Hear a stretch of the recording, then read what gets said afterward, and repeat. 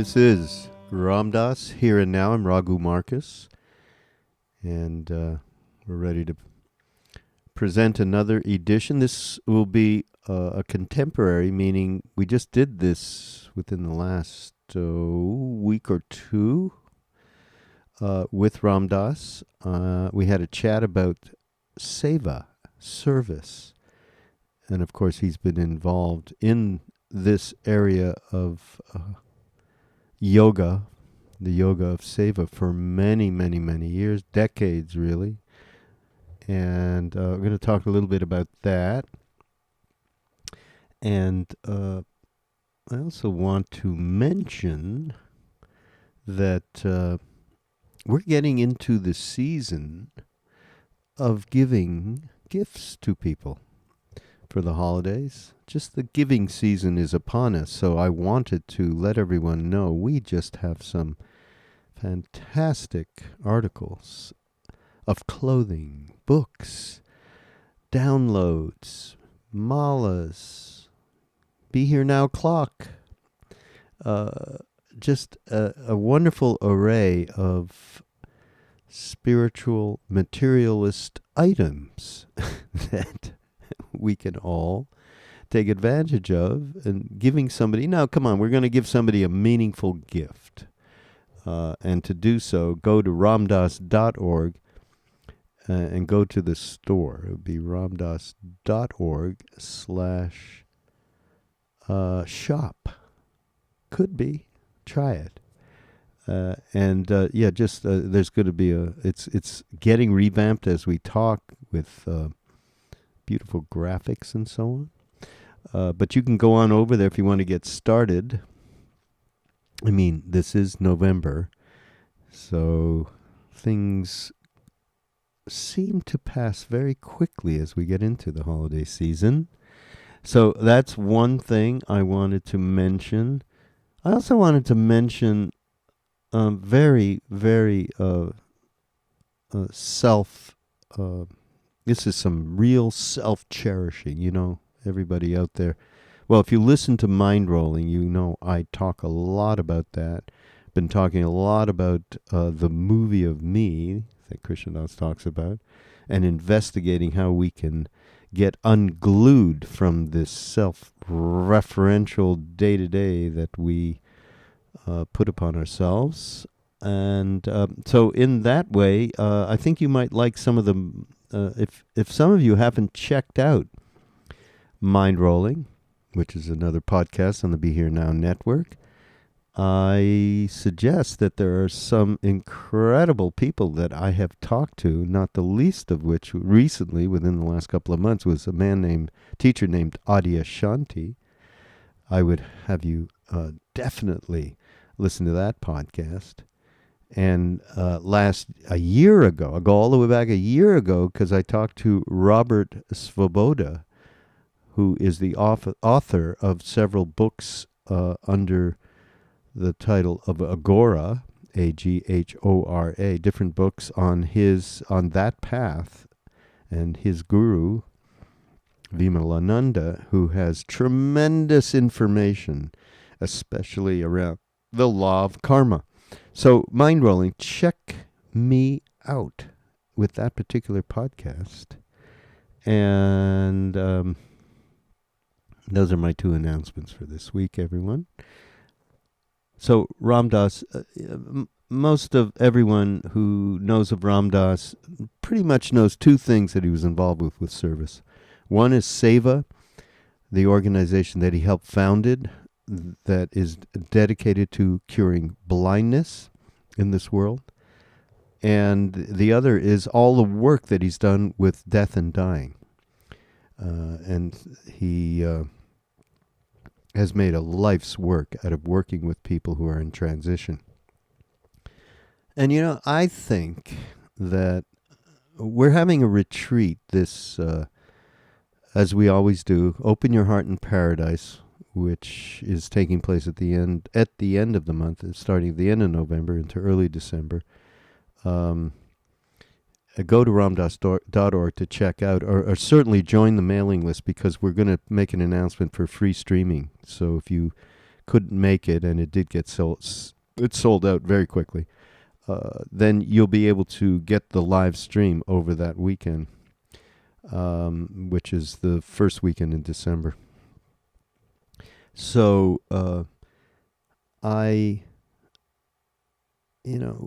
we just we talk a lot about in this particular retreat. By the way, the theme is going to be generosity, and I find a lot of meaning in that word these days. And again, it goes back to my interest in really dealing with the day-to-day severe attachment to our protecting ourselves, to moving in and out of all situations with tremendous self-interest that we have. And it's just a common human thing. It's not something we should run from or be afraid of or condemn ourselves. But it is a reality, and there are ways to break through that complete self-involved state. And one of them is generosity. And I think at this retreat we're going to talk a lot about service. I mean, we're going to talk about compassion, obviously, and the way in which really, truly, deep down in all of us, there is a place that we can connect with that is about wanting good for others. Simple, simple, simple. Just wanting good for others. And where we stop putting ourselves first and we start really thinking of others. And once we do that, the natural result of that is that we stop thinking about ourselves so much.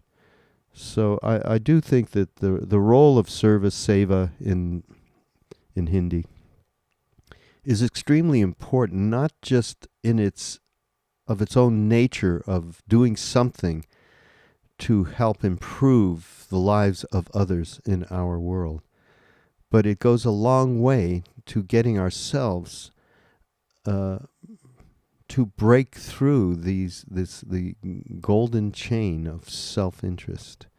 Golden chain? I don't know. But it's a chain, all right. So this catches Ram Dass talking about this little talk that we did that includes actually my son, Noah Markus, which is a delight to have him along because he's been putting together Ram Dass's key talks and words about service. And so he wanted to get where Ram Dass was at from his current perspective. And so really some great things came out of it. And I'm happy to share them with you, share this talk with you. So here it is. It's Ram Dass around service. And there are many different attributes to it, including the way we get stuck in thinking we are doing something for someone else. As usual, of course, Ram Dass being completely honest in every which way about whatever it is he's talking about. He doesn't talk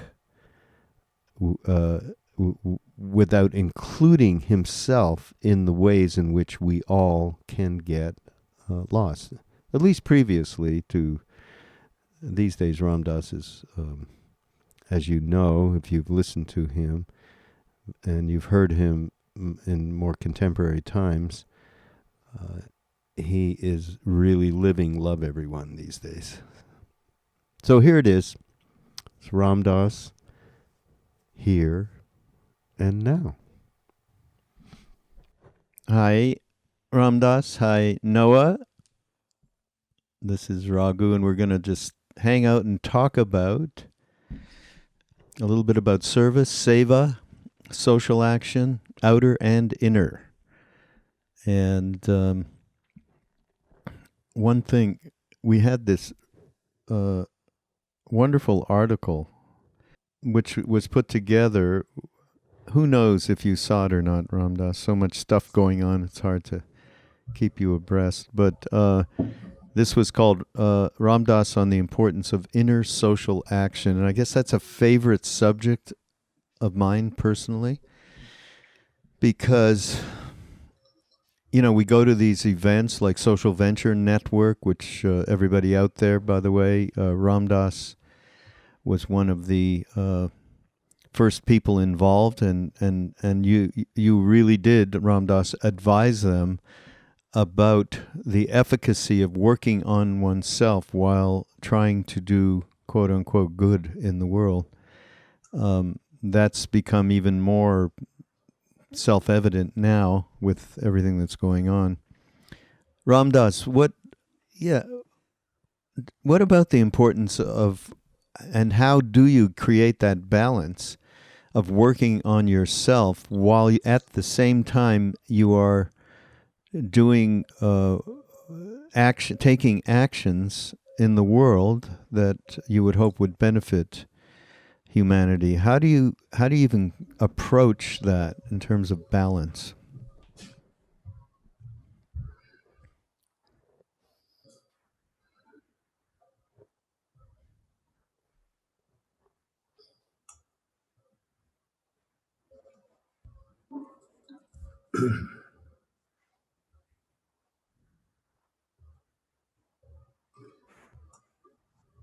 Well, the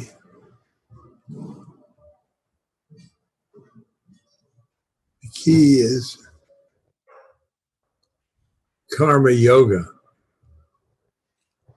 Hmm. Karma yoga, you take what is in front of you as a step towards God. If you have somebody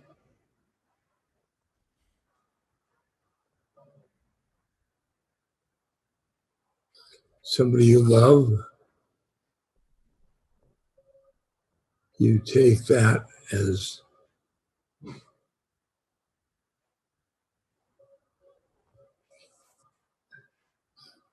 a step of sadhana.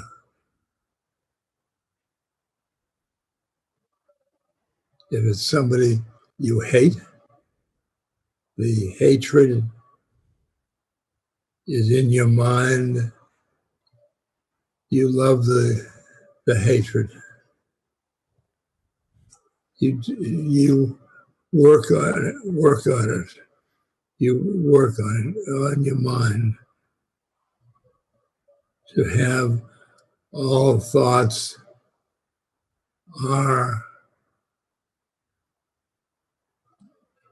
positive towards God.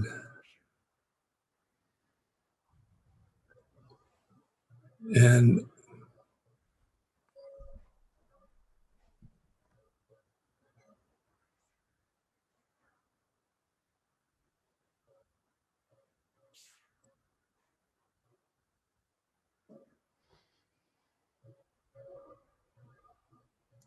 social action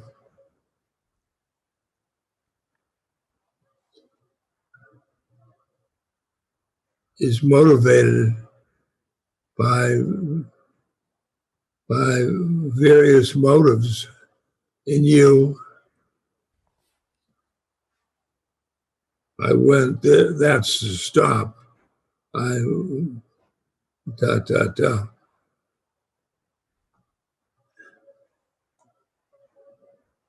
But those are attachments, and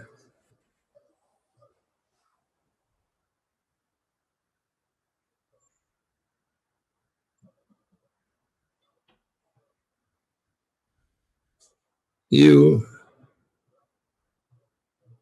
you take you take you take social action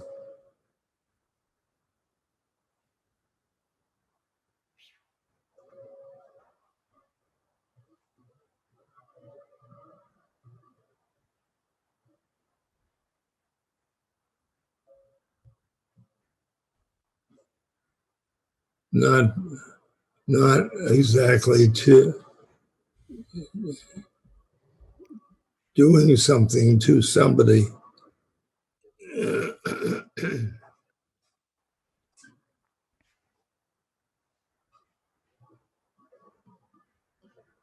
But it's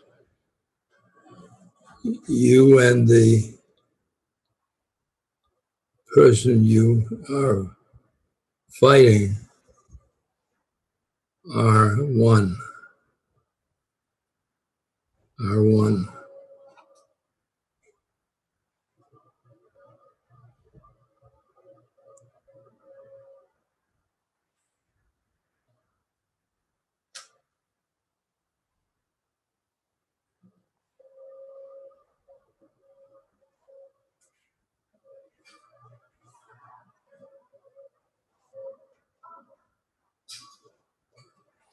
And you see the person whom you're fighting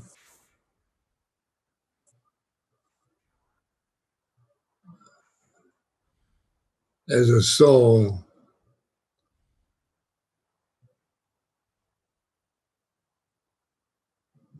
manifesting their karma.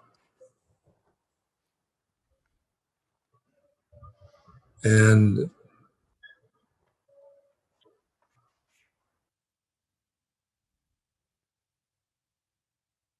you should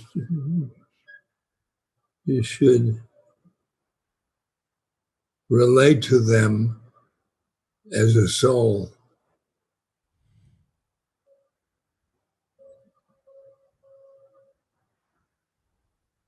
and not to their karma. That's pretty difficult to do when there's all this, so much polarization, anger, hatred, fear manifested by this karma.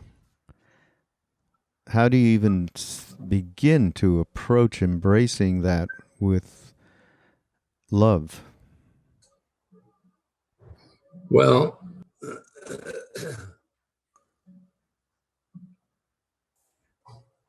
I have a picture of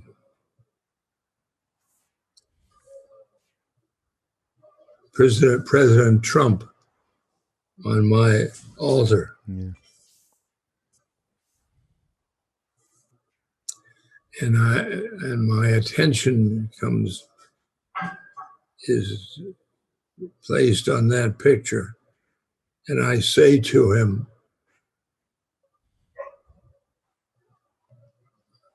I haven't known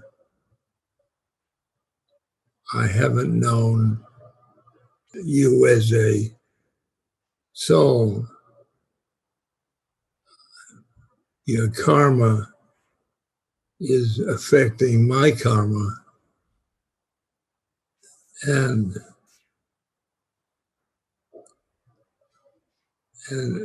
but now I'm talking to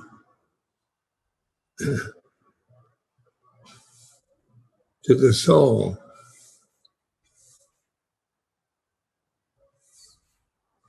You have a heavy burden of karma. I feel for you. And if I meet you as soul to soul, I feel compassion for you. And we will,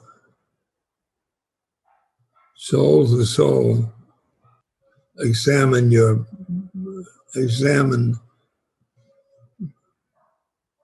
where your karma came from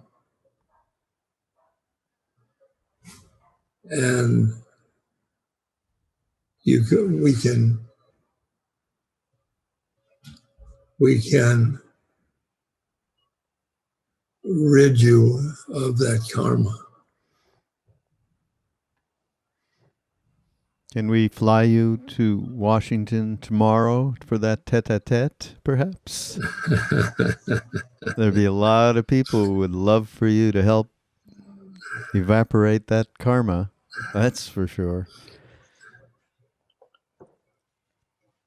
Can I ask a question here? Mm-hmm. Uh, how do we bring loving kindness into a protest situation? I feel like there's a lot of protests on our horizon here. And I want to know, how do we do that with the right spirit and not with anger?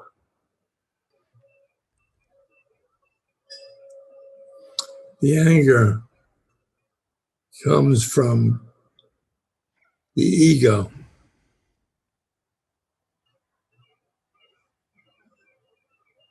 Comes from power. Comes from fear.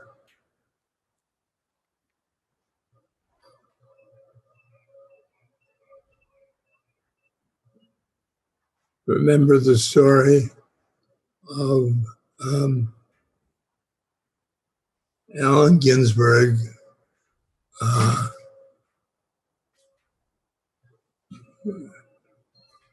called me to join him in a protest, and the protest was like, and Alan had his group of meditators with me in it who were meditating, that we were meditating um,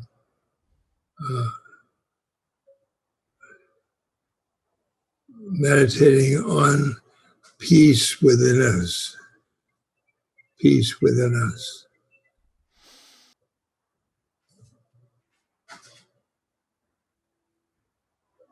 And all around us were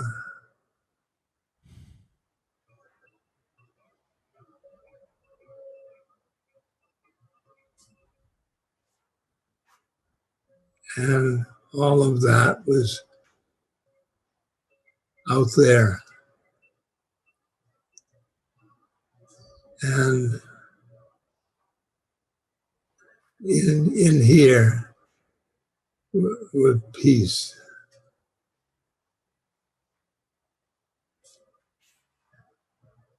And the group of meditators were radiating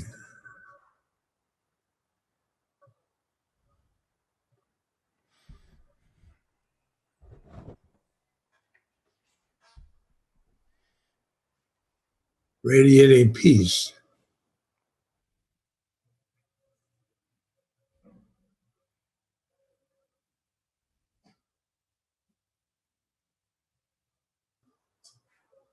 In a palpable way.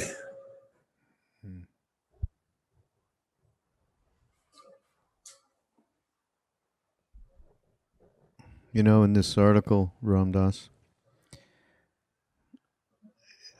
you said, and this is a bit of what I was referring to earlier on around inner social action and outer social action. You said there is a doing and there is a being, which is what you're just talking about. In being, we have to quiet down inside of ourselves. We have to anchor ourselves in spiritual wisdom, keep our love strong, and remain compassionate, even towards those who we do not agree with. While remaining centered in our own being, we need to do whatever actions we can to alleviate the potential negative effects of this new era. This new era, by the way, could be 60s or right now, right? Yeah. I don't know when you said that, but it is relevant, which is wild. That's a whole other thing. Yeah.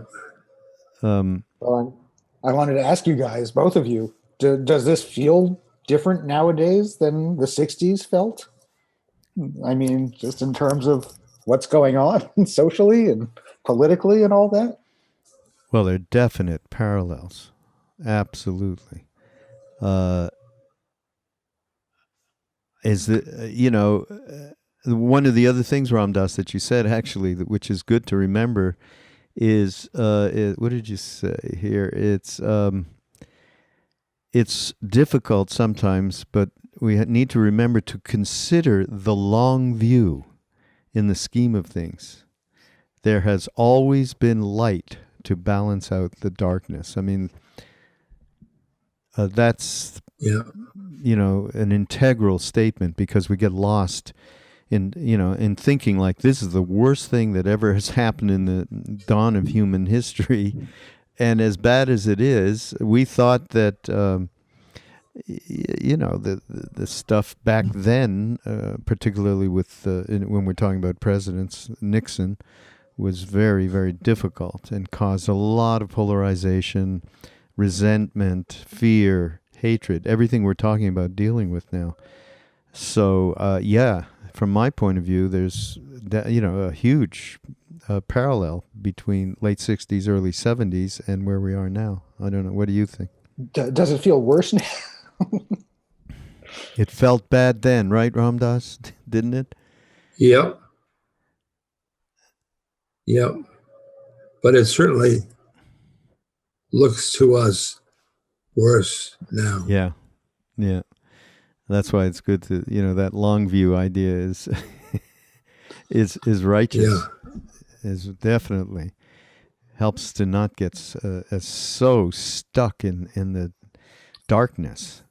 Yeah. Can we talk about that darkness for a second? Because that's all, I don't know, that's all I see right now. I can't see the light at the end of the tunnel.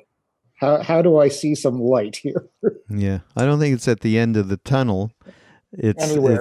It's Ramdas, would you not say it's back to what's been talked about here, which is finding that inner place that has that light, right? And be able to engage. You talked about karma yoga, whatever we engage with on a day-to-day basis. So we have to find that that light within to be Find it out. Find it within us. Find it within us. You don't find it within politics, but you find it in us, and by your being of those things,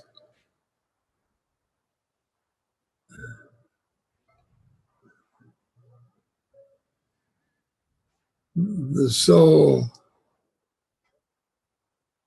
is composed of love,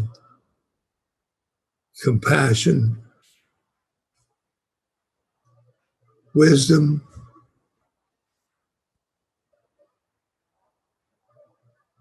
peace, and joy. Those are all in us. We have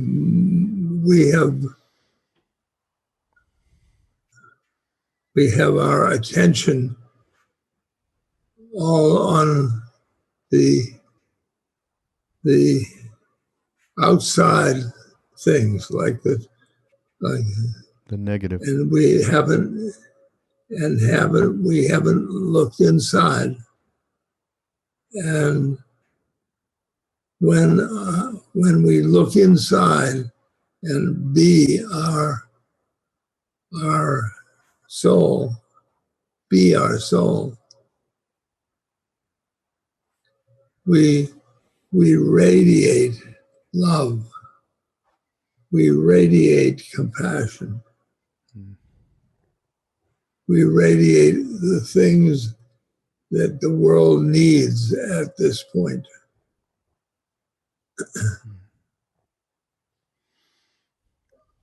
And all we have to do is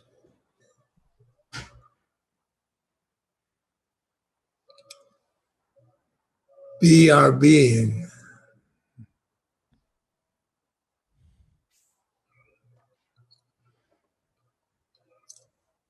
And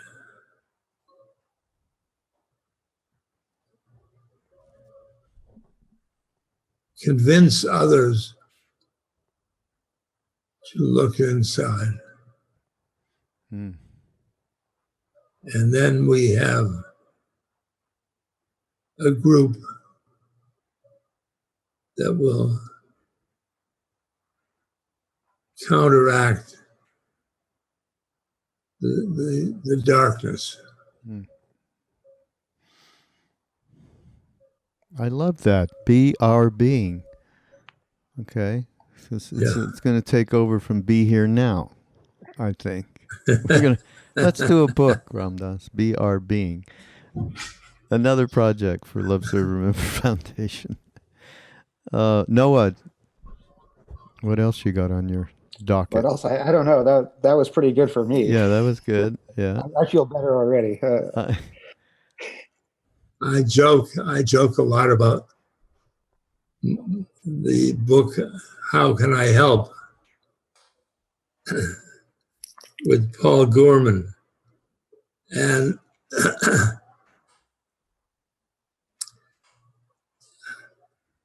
how can I help sort of me as a helper?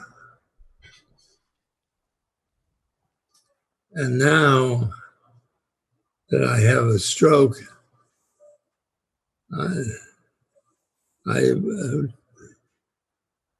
title the book, How Can You Help Me? And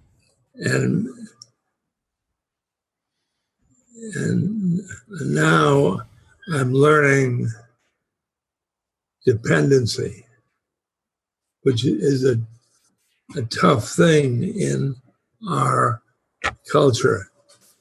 In the old days, I went out to go to bedsides and speeches and social action. And now I don't leave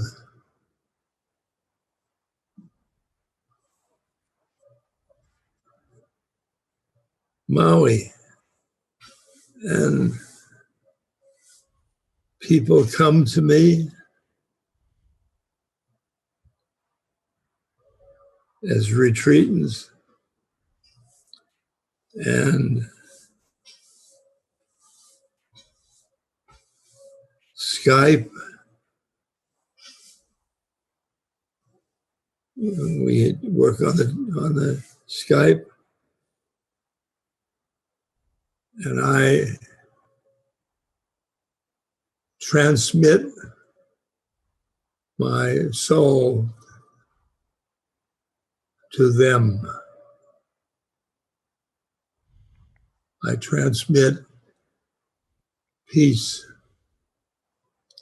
I transmit love.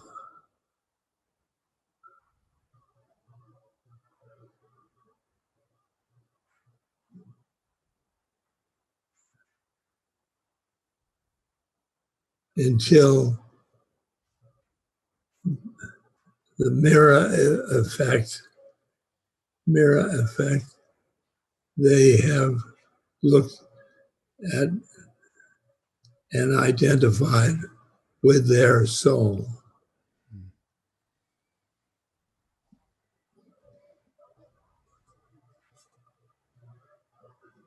Yeah.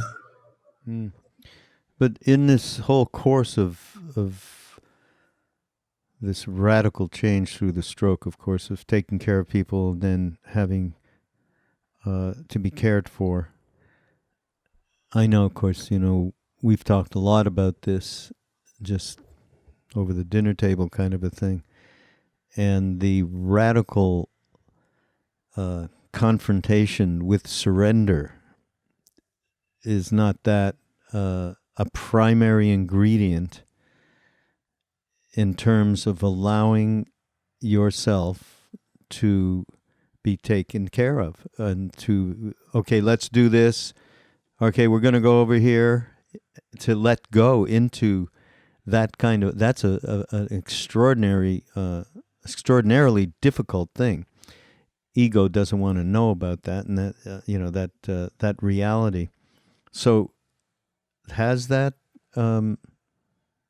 helped you? Talking about, you had that wonderful book, of course, Polishing the Mirror. Has that gone a long way to polishing the mirror in terms of eradicating the vestiges of control?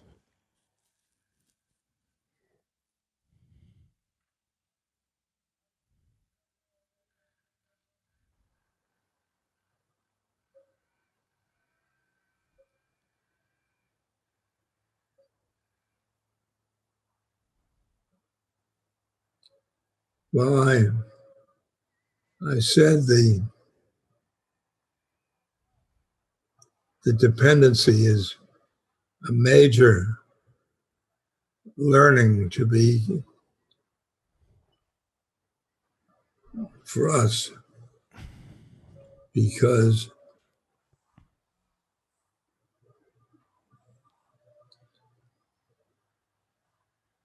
our egos want control.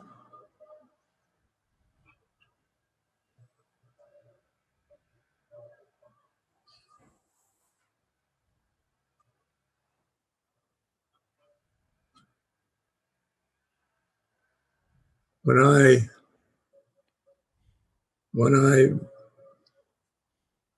went over to India and met Maharaji, I felt immediately his control of me. And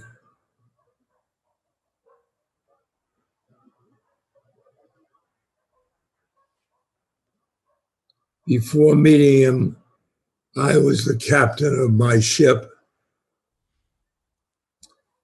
And after meeting him, he became the captain of my ship.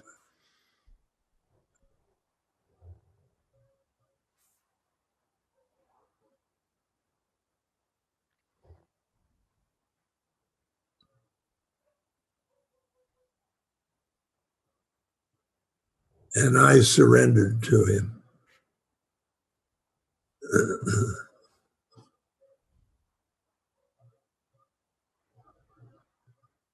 At first,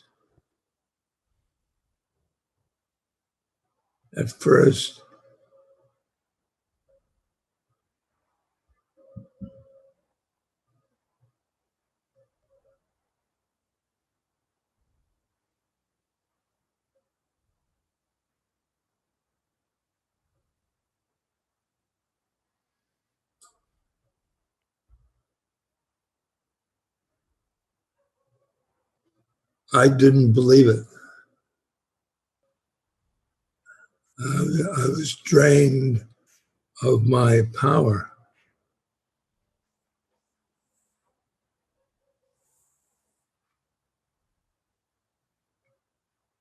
And then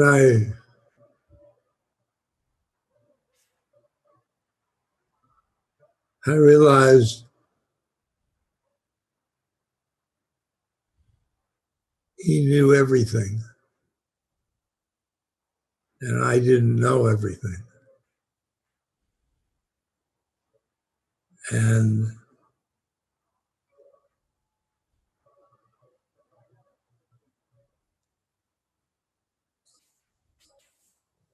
it was appropriate that he's going to be the captain of my ship.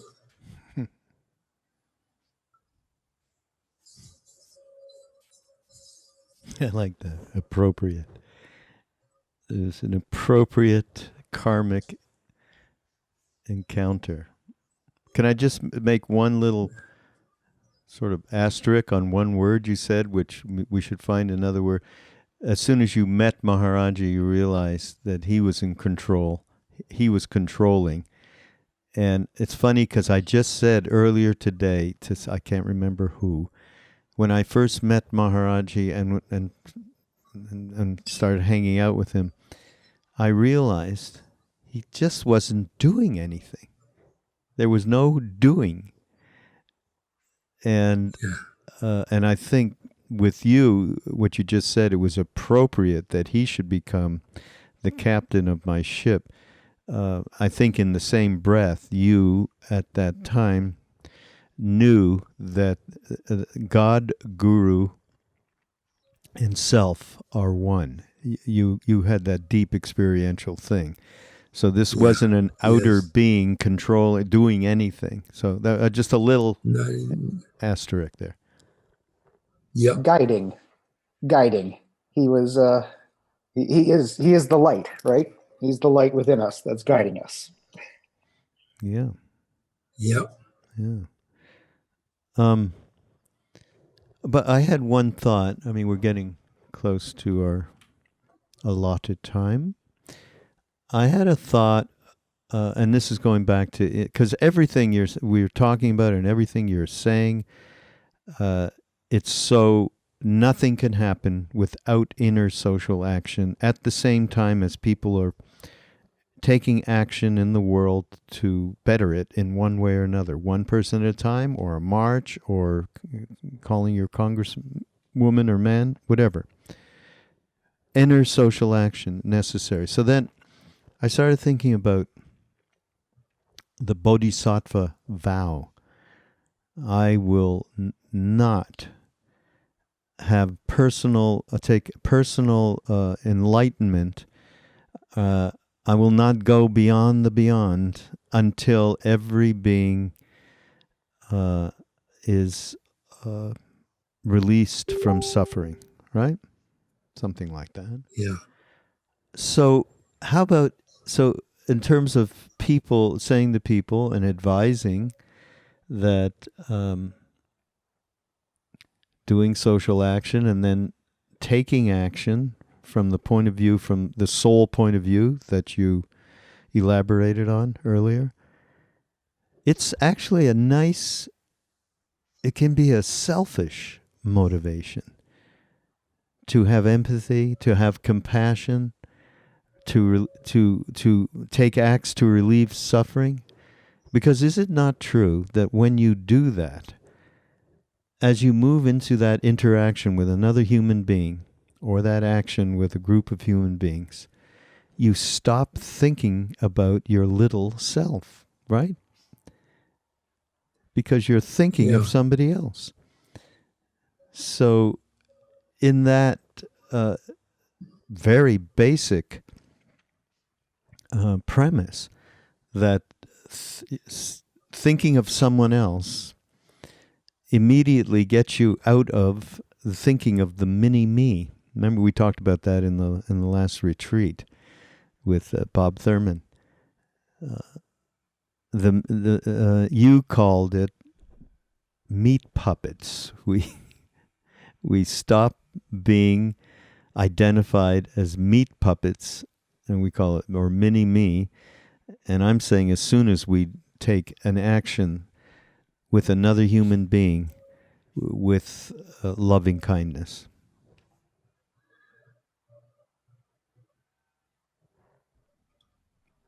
What do you think?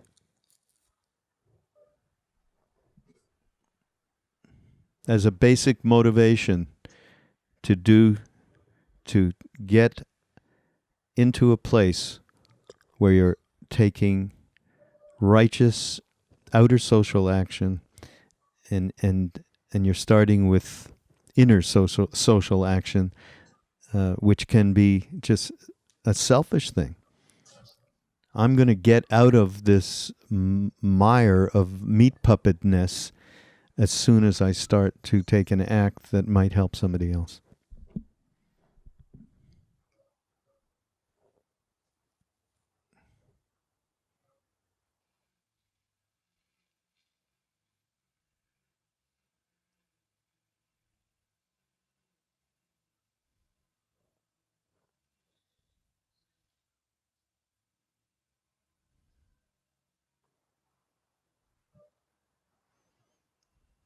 And we were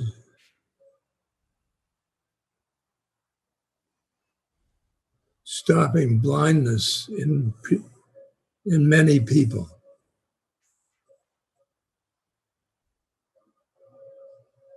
And I was on the stage giving my rap for blind people, giving my rap about blind people. And then my mind shifted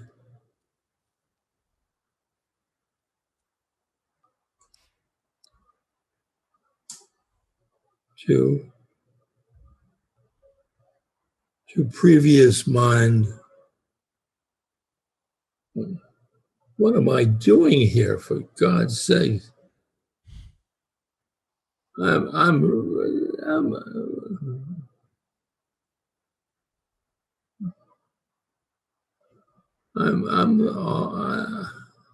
I don't know these people.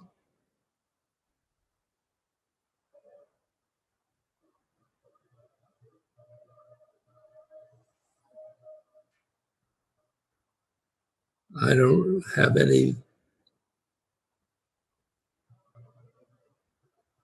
any personal motivation in doing this job.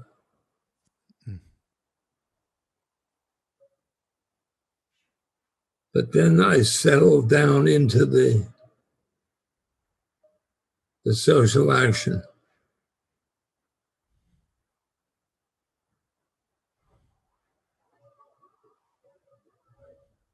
And it was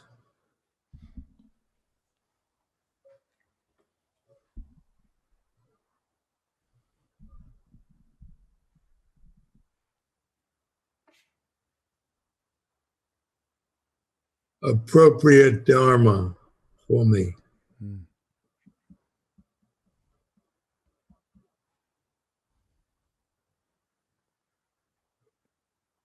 And I continued to lecture and raise money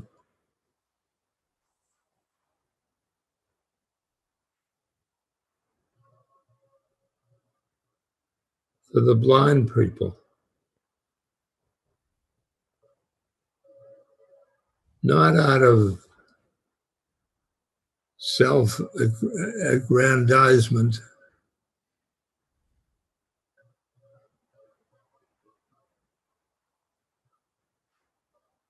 but rather for them. For them. Right. Yeah, exactly what I was thinking with this, making that movement for them. Stop thinking about oneself, either aggrandizement or whatever. And these days, what I experience, that I am helping Maharaji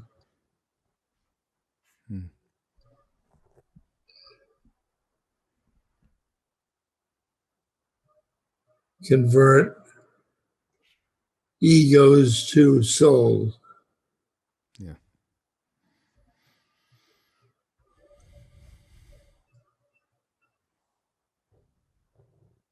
And I'm not doing it for me.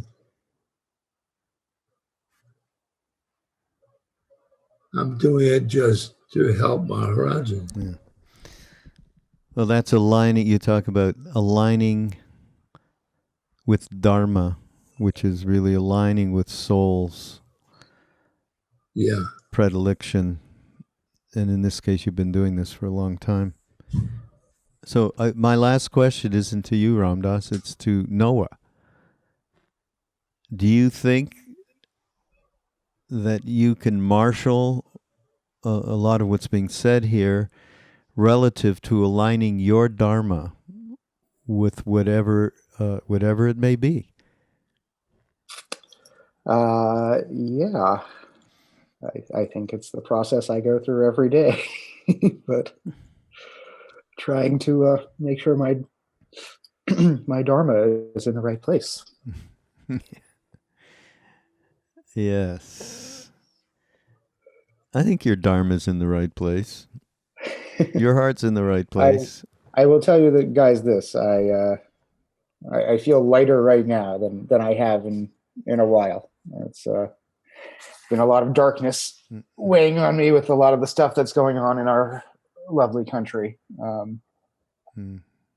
I have a little light to go on now. Right. And that's Ramdas, that's great when you speak of the different aspects of the soul. Wisdom, joy, compassion, love. That's probably the greatest thing that when you speak of doing what Maharaji's intention is to move people from ego to soul and to align Dharma in that soul context. Complex. That's very reassuring, I think, got to be for next generation too.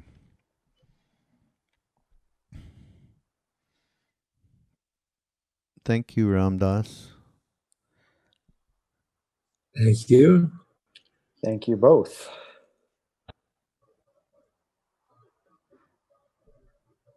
Well, namaste.